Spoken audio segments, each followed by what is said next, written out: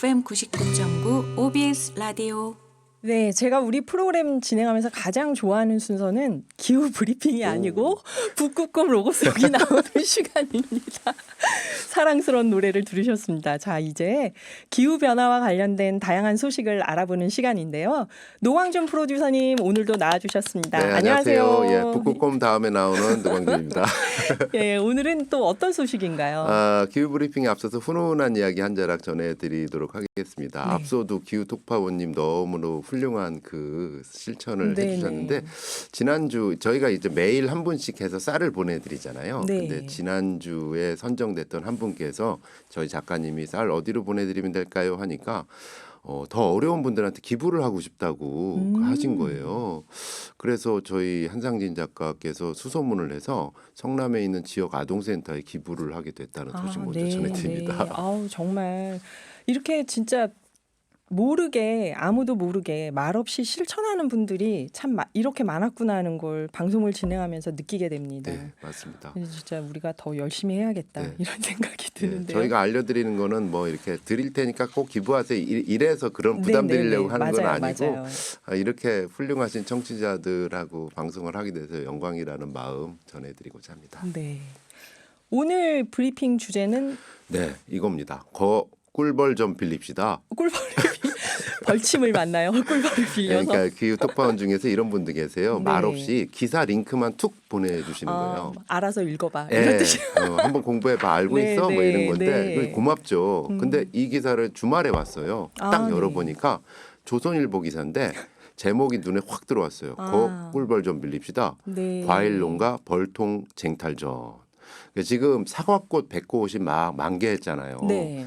벌이 꽃가루를 옮겨줘야 되는 시기인데 꿀벌들이 대량으로 실종되는 통에 벌통을 빌리는 값이 2배 이상 껑충 뛰었고 일부 지역에서는 부르는 게 값이다. 예약하면서 기다려야 겨우 구한다. 이런 내용입니다. 벌통이 실종됐다고요. 벌들이 실종됐다고요. 네. 지금. 이게 무슨 얘기지?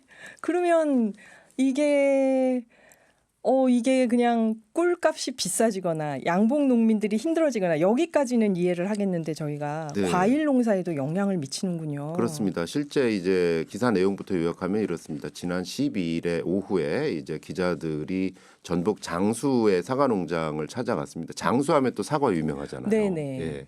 근데 이제 혹시 사과꽃 보셨나요, 진행자님? 네, 제가 개인적으로 솔직히 사과꽃, 살구꽃, 백꽃, 벚꽃을 잘 구별을 못합니다. 그쵸? 멀리서 예, 보면. 저도 구분을 못하는데 되게 이쁘잖아요. 예. 예. 근데 사과꽃이 만개했는데 농민이 한숨을 쉬고 계신 거예요. 왜? 지금쯤이면은 벌들이 꽃가루를 날라줘야 이제 수정을 해가지고 이제 열매가 맺는데 꿀벌이 없어가지고 벌통 구하기도 힘들고 그러다 보니까 과수원인데 봄인데 벌 한 마리 구경하기 힘들더라.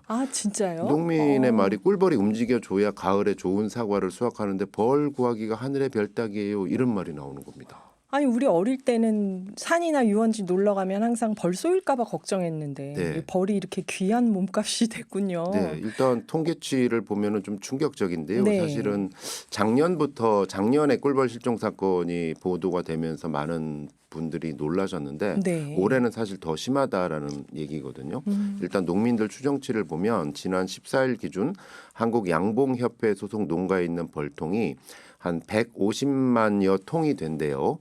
일단 그 중에서 61.4%가 폐사됐다, 없어졌다는 거예요. 어머나, 반 이상이 없어진 거네요. 네, 그럼? 그러면 아이고. 벌통 하나에 한 15,000마리에서 2만 마리의 꿀벌이 산다고 하는데 개수로 따지면은 최소 꿀벌 141억 6천만 마리가 사라진 셈이라고 합니다. 어머나, 그러면 이건 사과농가, 배농가에서 꿀벌을 구하지 못하는 건 너무 당연한 얘기가 되네요, 지금. 네, 이렇게 되니까 예전에는 이맘때면 이제 꿀벌 농가한테 이제 벌통을 빌려가지고 빌리는 임대료를 내고 이제 꿀벌들이 이 사과 농장, 배 농장에서 열심히 일을 해줘서 네. 꽃가루를 날라줬는데 보통 빌리는 값이 한 통당 5만 원 정도인데 올해는 10만 원에서 11만 원이 돼가지고 2배 가까이 뛰었고 이나마도 예약해놓고 기다려야 된다. 어머나, 지금 이런 얘기를 들으면 저는 생태계도 걱정되지만 솔직히 과일값이 걱정됩니다. 그렇습니다. 그래서 저는 이런 뉴스 전할 때마다 이런 뉴스 브리핑 하고 나서는 예. 이제 예전에는 사실은 뭐 마트나 이런 데 가면 예. 아유 물가가 왜 이렇게 비싸 하면서 수입과일 코너로 갔거든요. 아니 못 가겠어요. 이게 이 사실을 아니까 네. 이 사과 하나 배 하나 하시는 게 얼마나 힘들게 하셨을까 하는 생각이 드는데 예. 문제는 이제 대안으로 나오는 게 그럼 벌이 없어지면은 그동안 어떻게 열매를 맺나 사람이 일일이 붓으로 찍어서 발라줘야 된대요. 그 너무 심한 너무 많은 사람이 필요하지 않나요? 네, 그렇게 이게 하려면? 인공수분이라고 해가지고 근데 이제 아. 더구나 과일나무는 네. 자기 꽃가루를 거부한대요.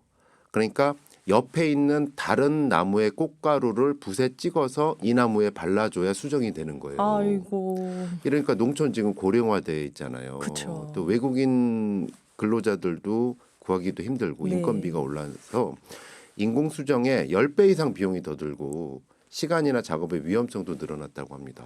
그러면 이거는 지금 벌이 하던 일을 그래서 굳이 사람이 한다 해도 이게 과연 농사가 잘 될지도 걱정이고 정말 벌을 최대한 어떻게 늘릴 수 있는 방법이 없는 건가요, 이게? 그러니까요. 이게 일단 그 벌에 실제로 꿀벌 실종 논문을 쓰고 계신 과학자 계시잖아요. 지난번에 저희 출연했던 하미진 호수여대 교수한테 물어봤더니 네.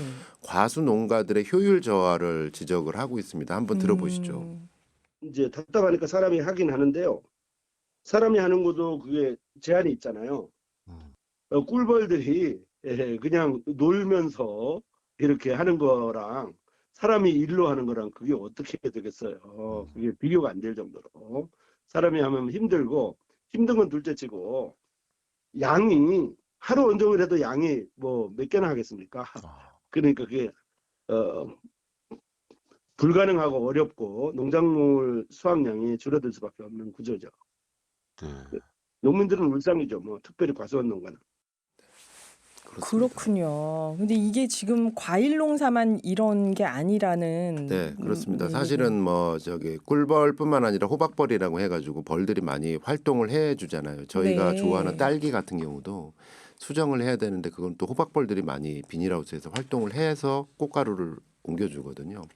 요즘 스마트팜이라고 혹시 들어보셨습니까? 네, 제가 광주에서 지하철 타고 가는데 네. 지하철 역사 안에 스마트팜이 있더라고요. 그래서 깜짝 놀랐네요. 그게 이제 온도, 습도 모든 거를 IT 기술로 자동제를 해서 그렇구나. 자동으로 옮긴다. 근데 IT나 인공지능이 대체할 수 없는 게 이 꿀벌의 영역입니다. 아, 그렇군요. 스마트팜에서도 농사를 져야 되는데 꿀벌이 없다 보니까 추가 비용이 들어간다는 말인데요. 다시 한번 하미진 호서대 동물보건복지학과 교수의 말 들어보시죠.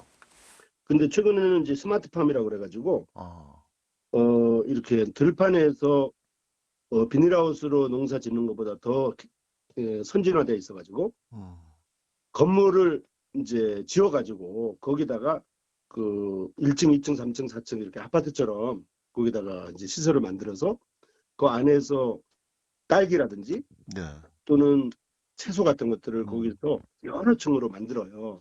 만들어가지고 거기서 하는데 딸기 농장 같은 데 특별히 보면 꽃이 피어야 되잖아요. 그리고 거기서 이제 꽃이 수정이 돼야 되는데 그런 스마트팜 안에는 반드시 꿀벌들이 필요한 거예요. 그거를 기계로 할 수가 없거든요.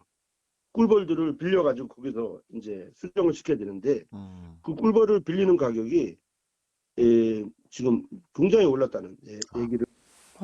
꿀벌들이 이렇게 어마어마한 노동을 우리를 위해서 해주고 있는지 몰랐습니다. 그러면 이건 대책이 있을까요? 일단은 뭐 정비를 하는 부분들이 굉장히 많은데 취재를 하면서 알게 된 게 꿀벌이 혹시 농업 부분에서는 어떤 업종으로 분류되고 있는지 아시나요? 꿀벌. 네. 어쨌든 기르는 거니까. 축산업이거든요. 그렇구나. 그리고 네네. 꿀벌에 질병이 생기면 예. 수의사분들이 고쳐주십니다. 네. 그러다 보니까 축산에서는 늘 1순위가 소, 그렇죠. 돼지, 닭. 닭. 우선순위에서 늘 밀리는 건데요. 이렇게 화분 매개를 하는 등 공익적 역할을 하기 때문에 꿀벌에 대해서 종합적인 대책을 하기 위해서는 어떤 단순히 축산업으로 보는 것이 아니라 여러 가지 좀 꿀벌을 좀 특별하게 바라볼 수 있는 그렇다고 꿀벌업 이럴 수도 없잖아요. 그러니까요. 곤충 부분. 이런 좀 시스템의 좀 정비가 지금 좀 필요한 네. 부분이고 또 네. 특히 실종 사건의 원인을 과학적으로 규명하는 그런 노력들이 좀 정책 당국에 필요하다는 목소리가 높아지고 있습니다. 예, 꿀도 문제고 과일값도 문제고 사실은 이런 생태계 파괴가 결국 인간에게 돌아오는 거죠. 이런 꿀벌들의 위기가 인간의 위기가 됐는데 지금까지 노광준 프로듀서님 말씀해 주셨습니다. 감사합니다. 네, 고맙습니다. 다음 음악 듣고 또 뵙겠습니다. 카를라 브룬이에요. Stand by your man.